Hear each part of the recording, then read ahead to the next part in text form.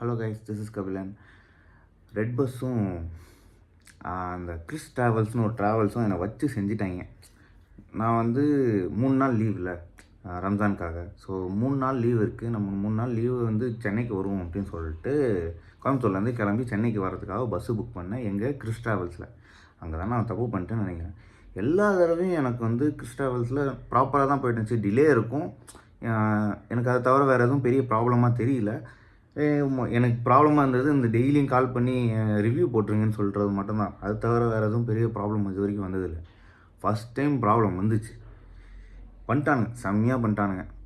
நான் வந்து பீலமேடுலேருந்து இங்கே மேடவாக்கம் வரைக்கும் ட்ராவல் போட்டிருந்தேன். என்னை பீலமேடில் பஸ் ஸ்டாப்பில் பிக்கப்புன்னு சொல்லி போர்டிங் பாயிண்ட் இருக்குது. நான் அதை செலக்ட்லாம் பண்ணி புக் பண்ணியாச்சு. டிக்கெட்டும் வந்துருச்சு.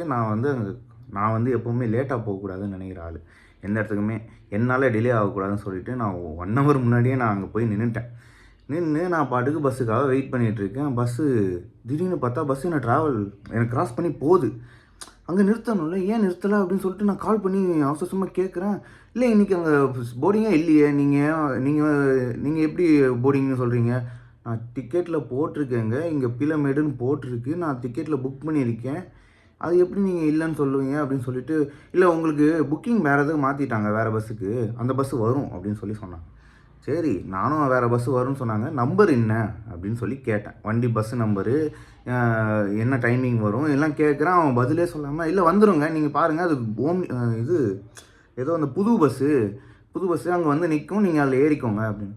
நானும் ஒவ்வொரு பஸ்ஸுலேயும் வந்து நிற்கிற பஸ்ஸில் எல்லாத்துலேயும் இது சென்னை போகுமான்னு கேட்டு, அவன் இல்லைங்க திருச்சி போகும் அப்படின்னு சொல்லி திருச்சி பாண்டிச்சேரிலாம் சொல்கிறானுங்க. நானும் வெயிட் பண்ணிக்கிட்டே இருக்கேன். சரி, சென்னை பஸ் இன்னும் வரல போல் அப்படின்னு சொல்லிட்டு கிறிஸ் ட்ராவல்ஸில் வேறு பஸ்ஸு வரும்னு சொல்லிட்டானுன்ற ஒரே நம்பிக்கையை கொடுத்த ஒரே காரணத்துக்காக நான் பாட்டுக்கு அங்கே வெயிட் பண்ணிக்கிட்டே நிற்கிறேன். 1 மணி நேரம் ஆச்சு. பஸ்ஸு, அதாவது போர்டிங் டைமு 10:15. நான் வந்து அங்கே வந்து 9:15 போய் நின்றுட்டேன். அவன் 10:15 தாண்டி போயிட்டான். சரி, அவன் அடுத்த பஸ்ஸு வரும்னு சொன்னானே, கிறிஸ் ட்ராவல்ஸ்லேயே வேறு பஸ்ஸு வரும், நீங்கள் அதில் ஏறி போங்கன்னு சொன்னானேன்னு சொல்லிட்டு நானும் அதிலே வெயிட் பண்ணி நிற்கிறேன். வரல. 1/2 மணி நேரம் ஆச்சு, வரல. ஒவ்வொரு பஸ்ஸாக கேட்குறேன், இல்லைன்றான். சரி, 1 மணி நேரம் ஆச்சு, வரல. ஒவ்வொரு பஸ்ஸாச்சு கேட்குறேன், இல்லைன்றான். இவனுக்கு கால் பண்ணால் இவன் காலே அட்டன் பண்ண மாட்டேன்றான். இவன் கால் அட்டன் பண்ணாமல் வேற ஒருத்தன் கூட டக்குன்னு அதாவது வெயிட்டிங்கில் இருக்கும். சரி, வெயிட்டிங்கில் இருந்துட்டு திரும்ப கால் பண்ணால் அந்த கால் கனெக்ட் ஆகிடும், ஆனால் அவன் எடுக்க மாட்டான். இந்த டென்ஷன்லேயே நின்றுட்டு இருந்தேன். இதுக்கப்புறம் கொஞ்சம் நேரம் கழித்து எனக்கு சரியான டென்ஷன். 2 மணி நேரம் ஆச்சு. ஏன்னா 1/2 மணி நேரம் 1 மணி நேரம் பரவாயில்ல, 2 மணி நேரம் ஆச்சு. நான் வந்து 3 மணி நேரம் ஆகுது. நான் வந்து கால் பண்ணி, இல்லை பஸ்ஸு வருமா வராதா, நான் ரொம்ப நேரமாக வெயிட் பண்ணிகிட்ருக்கேன், பஸ்ஸு நம்பர் கேட்டால் சொல்ல மாட்டேன்ற, டைமிங் கேட்டால் சொல்ல மாட்டேன்ற, பஸ்ஸு வரும்னு நானும் எவ்வளோ நேரம் வெயிட் பண்ணுறது, நான் வந்து 2 மணி நேரம் ஆகுது அப்படின்னு சொன்னதுக்கப்புறம் அந்த பஸ்ஸு கிளம்பிடுச்சே, நீங்கள் அதில் ஏறலையா அப்படின்றான். எது, பஸ்ஸு வந்து நிற்கவே இல்லை. எந்த பஸ்ஸுமே வந்து கிறிஸ் ட்ராவல்ஸில் பீலமேடில் பஸ்ஸு நிற்கவே இல்லை. சரி, ஒரு நின்ன பஸ்ஸும் பாண்டிச்சேரி திருச்சின்னா, நான் வந்து எவ்வளோ நேரம் தான் வெயிட் பண்ணுறதுன்னு டென்ஷனில் நான் அவனை கத்தி விட்டு, இப்போ என்ன பண்ணுறதுன்னு சொல்லு, நான் இங்கேருந்து கிளம்பணும்னு சொல்லிவிட்டு கத்தி விட்டு வந்துட்டேன். ரீஃபண்ட் பண்ணுறேன்னு சொல்லிட்டான். இப்படி ஒரு ட்ராவல்ஸ் வந்து என்ன அலட்சியமாக இருக்கிறானுங்க, எனக்கு புரியல. இதில் வந்து நான் 3 இஷ்யூ பார்த்தேன். இதுக்கு நான் சொல்யூஷனும் தரேன். நீங்கள் வந்து ரைட்டாக கரெக்டாக தப்பான்றது மட்டும் சொல்லுங்கள். ஃபஸ்ட் இஷ்யூ, ரெட் பஸ்ஸில் ஒருத்தன் வந்து இந்த ஸ்டாப்பிங்கில் நிற்க மாட்டான்னா முதல்ல வந்து அங்கேயே அந்த ஸ்டாப்பிங்கே இருக்கக்கூடாது. அது ஃபஸ்ட்டு திங். 2வது, இப்போ இன்கேஸ் அவன் ஸ்டாப்பிங்கை தூக்குறான்னா இன்ஃபார்ம் பண்ணணும். கிறிஸ் ட்ராவல்ஸ்லேருந்து எனக்கு இன்ஃபார்ம் பண்ணியிருக்கணும், பண்ணலை. Second thing.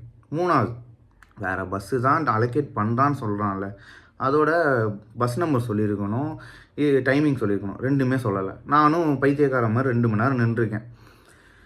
இவ்வளோ விஷயம் இருக்குது. இதுக்கு எனக்கு ரொம்ப இதாக இருக்குது என்னென்னா, மிஸ் பண்ணிட்டாங்க போல். கால் பண்ணி அவங்ககிட்ட பேசும்போது அவன் என்ன சொன்னால், இது கேர்லெஸ்ஸாக விட்டாங்க போல் அப்படின்னு சொல்லி ஒரு வார்த்தை சொன்னாங்க. இந்த கேர்லெஸ்னஸ்ன்ற ஒரு வார்த்தை பயங்கர பவர்ஃபுல்லான வார்த்தை. ஆனால் அது சும்மா கேர்லெஸ்ஸாக நம்ம யூஸ் பண்ணிகிட்ருக்கோம், அவ்வளோதான். இப்போ நான் அங்கே ஒருத்தன் 2 மணி நேரம் வெயிட் பண்ணிகிட்ருக்கேன். இதே வந்து வேறு ஒருத்தவங்களுக்கு ஏதோ எமர்ஜென்சின்னு அவங்க போகணும்னு சொல்லி வெயிட் பண்ணிட்டு இருந்தாங்கன்னா 2 மணி நேரம். சரியா? 2 மணி நேரத்தில் என்ன வேணாலும் இருக்கலாம். ஒரு பெரிய எமர்ஜென்சியாக இருக்கலாம். அவங்க எமர்ஜென்சிக்குள்ளே அந்த 2 மணி நேரத்துக்குள்ளே போக முடியலன்னா அவங்க என்ன பண்ண முடியும்? அந்த அந்த அந்த 2 மணி நேரம் அவங்க வேறு பஸ்ஸு பிடிச்சி போகிறதுக்கு அது எவ்வளோ பெரிய ப்ராப்ளம் தெரியுமா? இதில் வந்து இந்த கேர்லெஸ்ஸாக அவங்க விட்டாங்க போல் அப்படின்னு அந்த இன்னொரு பஸ்ஸு வர வேண்டியது நிறுத்தலை பைலமேட்டில். அப்போ அவங்க கேர்லெஸ்ஸாக விட்டாங்க போலன்னு ஒரு வார்த்தை சொன்னான். எனக்கு எப்படி கேர்லெஸ்ஸாக விடுவாங்க? அவன் வேலையை அவன் ஒழுங்காக பார்த்தான்னா எதுக்கு கேர்லெஸ் வருது? நான் ரொம்ப பிலீவ் பண்ணுற ஒரு விஷயம் என்னென்னா, அவன் வேலையை அவன் ஒழுங்காக பண்ணாலே இங்கே வந்து அடுத்தவங்களுக்கு பிரச்சனை வராது. என்னை பொறுத்த வரைக்கும் நீ உன்னோட வேலை என்னவோ அதை நீ ஒழுங்காக பண்ணா, இந்த நாட்டோட பொலிட்டீஷியனாக இருந்தாலும் சரி, இல்லை போலீஸ்காரங்களாக இருந்தாலும் சரி, இல்லை ஒரு அட்வொகேட்டாக இருந்தாலும் சரி, ஏன் இவங்கெல்லாம் பப்ளிக் செக்டர்ஸில் இருக்காங்க.